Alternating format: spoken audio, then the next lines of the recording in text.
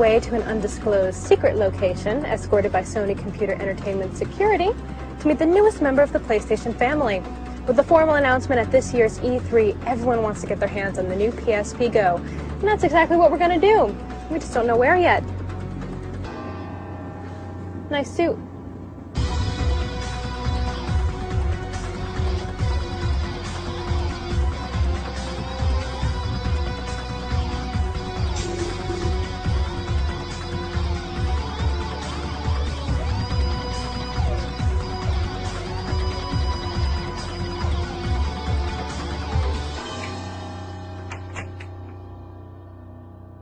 Over here.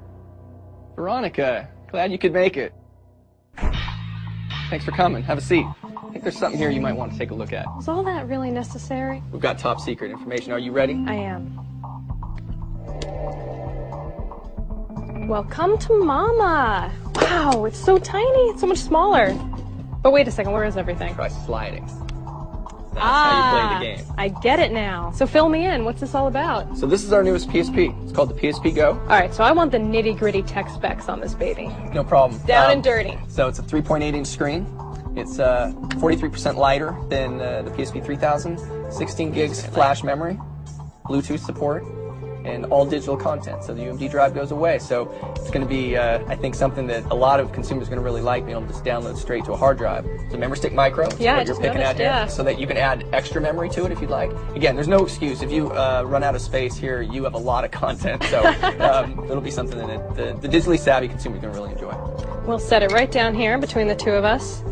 So tell me more about the digital content. I mean, is it mainly going to be games, or are there going to be TV shows and movies as well? Yeah, so there'll be a mixture. So, you know, a lot of the emphasis will be on games, and I think a lot of the people buying it initially will say, I just want to buy games, and there's games like Gran Turismo that are being announced at E3, and Little Big Planet we announced before, and Jak and Daxter, and there's even a new Metal Gear Solid coming. So all of those games will be available. But then there's movies, and all the first-run movies that you can rent or buy through the PlayStation Network, and TV shows, as you mentioned, as well. So you can bring so much content over with you and fill it up on that 16 gigs flash memory. Well, since it is called the PSP GO, I imagine it would work with remote play as well. Integration with PS3 is very important to us, and it works just like PSP 3000, and that's a growing use. A lot of people like to be able to take their content from their PS3 with them on the go. What are the main differences between this and the PSP 3000? The first is the onboard memory, the flash memory, 16 gigs of space. There's Bluetooth support as well, so if you have a Bluetooth headset, you can actually tether it to your cell phone as well. But ultimately, it's the portability, and bringing that content with you in a smaller form factor. You've got the most immersive games on the PSP platform anyway. Now you've got a smaller unit to do it with. Is this going to replace the PSP 3000, or can you still get one of those if you want to? It won't replace the 3000. We're going to keep them both on the market. So if you're a consumer and you say, you know what, I really like tangible products, I like the disc, you can go out and get the 3000 and purchase UMD discs and movies and games with that. If you like digital and ease of use, kind of a more premium nature, the PSP GO is for you. Does the design open up any new opportunities for developers? If you're a developer, you could say, you know what, maybe I want to create a smaller package, a game that's a little bit easier to play on the go. Maybe something that you'd play for 10, 15 minutes and then put down. Just kind of break up the game a little bit more. So developers, I think, are going to be looking at that. In the initial launch, we're going to have some pretty similar games between the two, but I think longer term we'll see some changes. There have been a lot of rumors about the future of the PSP, and this device in particular has been very cloaked in secrecy for the past few months. Why this? Why now? Well, I think it's relevant. I think in this particular case, we always look to push innovation. For us, we wanted to get into digital and really kind of meet the needs of our consumer.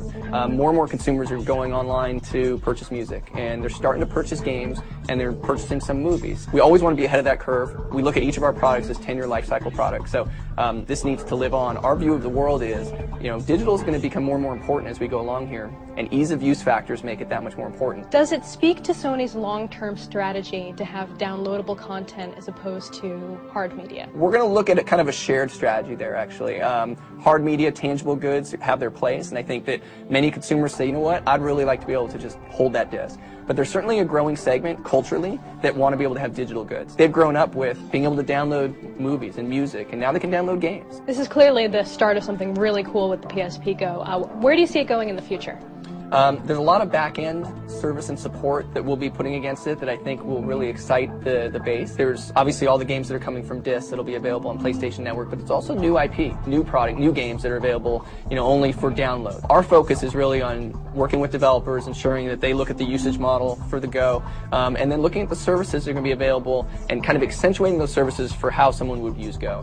When are we going to see this available? I think a lot of people have been asking about when it's going to come and when we're going to actually make our push towards digital. So it is finally here. It's coming this fall. We think it's going to be a huge product for us. Am I looking at the only one in existence right now?